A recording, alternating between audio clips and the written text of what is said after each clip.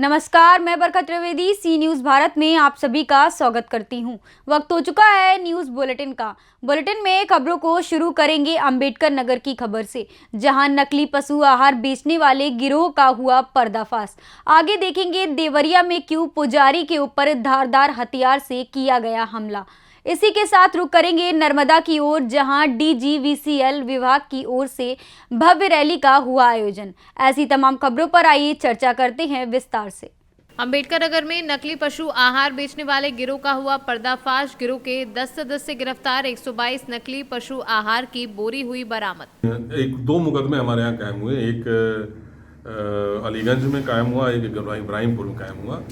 ये दो पीड़ित हमारे पास आए थे कि साहब हमको एक फैक्ट्री ने नकली पशु आहार बेचा है और उसके एवज में काफ़ी बड़ी धनराशि इनसे ले लिया। जब उन्होंने किसानों के यहाँ डिलीवरी दी इस बात की, तो किसानों ने देखा कि उसमें डस्ट भरी हुई थी, मिट्टी। तो इसकी कंप्लेन की हमको। इस सिलसिले में हमारी साइबर सेल की टीम इंक्वायरी करना शुरू की। इस इंक्वायरी के दौरान ये पता लगा कि जनपद बुलंदशहर में एक नकली पशु आहार बनाने की फैक्ट्री है। वहाँ से ये 10 व्यक्ति गिरफ्तार हुए हैं, जिनमें सलमान, नौशाद, विजेंदर, इस तरीके से 10 व्यक्ति गिरफ्तार हुए हैं। इनका नाम अभी आपको दे दिया जाता है। इन लोगों के द्वारा एजेंट बन के दुकानदारों से संपर्क किया जाता था और उनको ओरिजिनल पशु आहार दिखाया जाता था। वो देखने के बाद वो चेक करते थे और उसके बाद वो अपना पैसा देते थे अगले माल डिलीवरी करने का।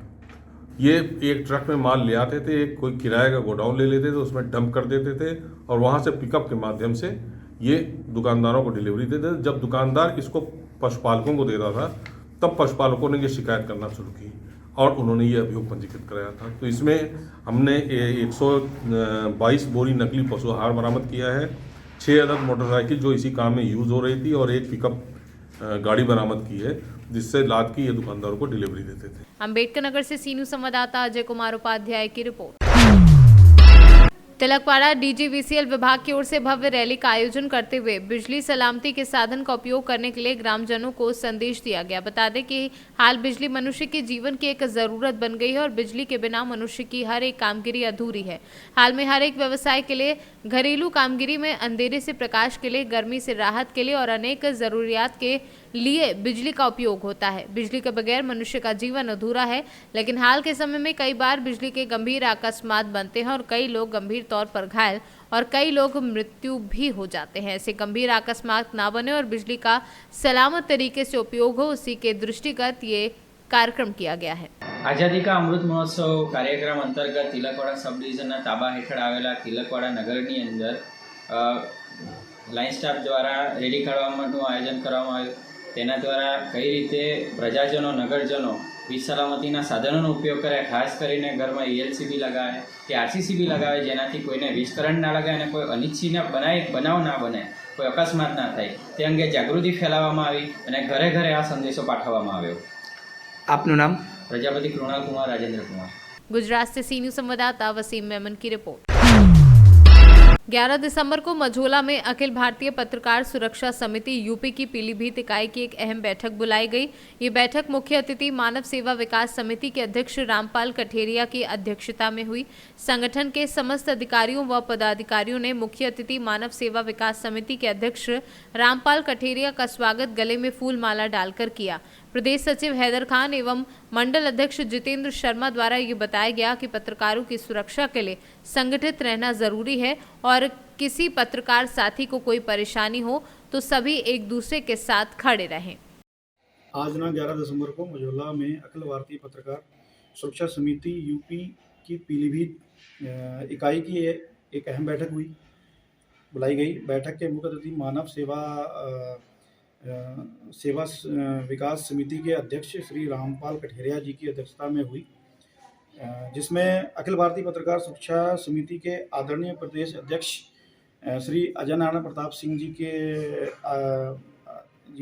सभी पत्रकारों की सुरक्षा के लिए संगठन को चलाने के लिए संघर्ष करते आ रहे हैं।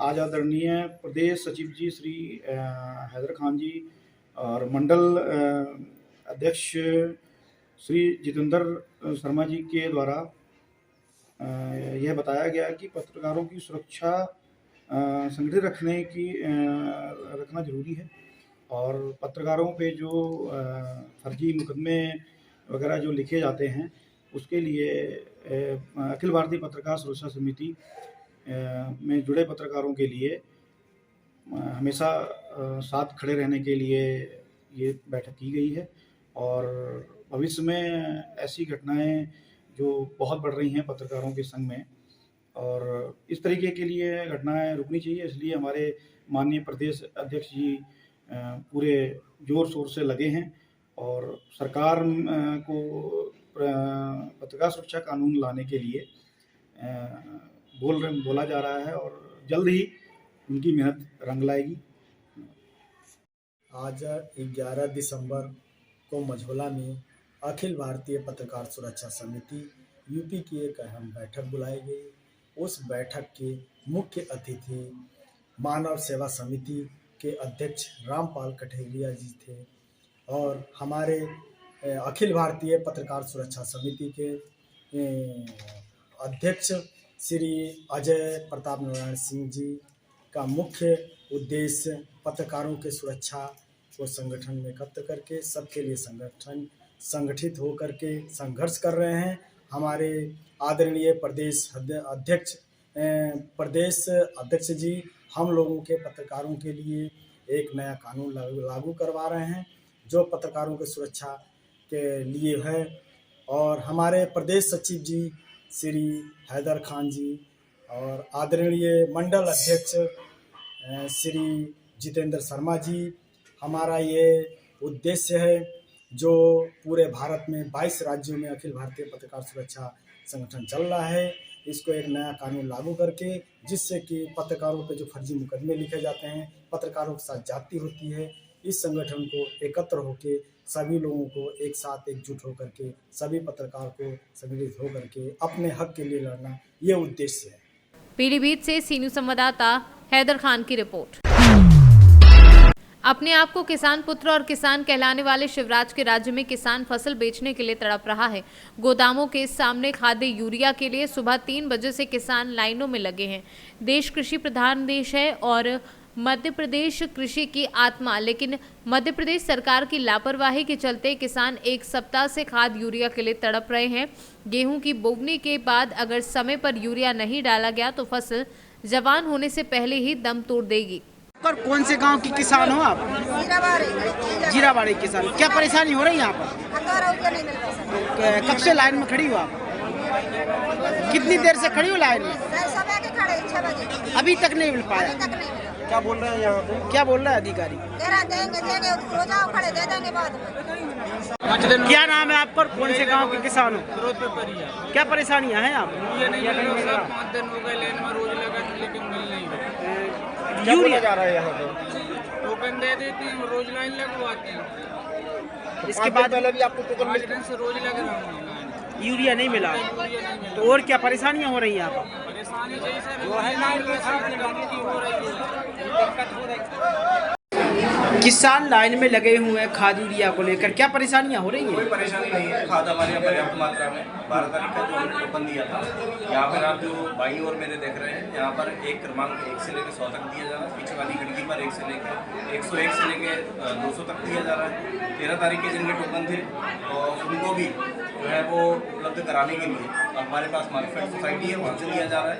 और जो नए किसान पहली बार आए हैं उनको टोकन दिया जा रहा है। खाद हमारे पास पर्याप्त मात्रा में। फिर खाद यूरिया के लिए पुलिस व्यवस्था क्यों बुलाई गई? आखिर क्या है ये व्यवस्था के लिए है ताकि एक ऑर्गेनाइज तरीके से और एक नियमित रूप से हो जाए। इसमें कोई विशेष बात नहीं है। सब हम कर्मचारी हैं, शासकीय कर्मचारी हमारे पास जो है मार्केट के भी लोग हैं, एग्रीकल्चर विभाग के भी हैं, कोऑपरेटिव के भी हैं, मैं भी हूँ। उसी प्रकार से व्यवस्था के लिए अन्य जसवंत पटेल। कौन से गांव के किसान हो आप? ऊटिया खुर्द पीतमपुर तहसील बरेली के। अच्छा, क्या परेशानियां हैं आपको? साहब मुझे यूरिया नहीं मिल रहा है इधर पे। यूरिया नहीं मिलने की क्या वजह है? वजह ये है कि ये रेक का ऑर्डर नहीं दे रहा है एडवांस। क्यों रेक का ऑर्डर क्यों नहीं दे रहा? क्या है? इनकी मिली भगत है सर। किसकी मिली भगत? प्राइवेट लाइसेंस दुकानों वालों की, ताकि रेक न लगे, हम 350 में यूरिया बेच सके। प्राइवेट वालों की। प्राइवेट वर्तमान में रबी फसल की बोनी हो चुकी है। कुछ परसेंट रह गई इनकी वजह से। टाइम पे खाद यूरिया नहीं मिल रहा है, इस वजह से। यदि वर्तमान में अगर फसल को यूरिया नहीं मिलता तो फसल को कितना नुकसान होगा? फसल को 50% का नुकसान है। जिससे एवरेज पे भी काफी नहीं, एवरेज तो 50% आ गई जी। वो तो खत्म में जाता है किसान। अब दिसंबर खत्म हो गया, खत्म पे जा रहा है, क्या एवरेज देगी फसल? जो बोएंगे वो नहीं निकलेगा, इनकी वजह से। तो किसकी लापरवाही है? इसमें मेन जो खाद्यान्न विभाग अध्यक्ष, जैसे मान के चलो आप दर्शन सिंह चांदोन वाले किसान के नेता बने हुए हैं, तो जो टाइम पे क्यों नहीं खाद बुलवाते, टाइम पे क्यों नहीं रेक लगवाते?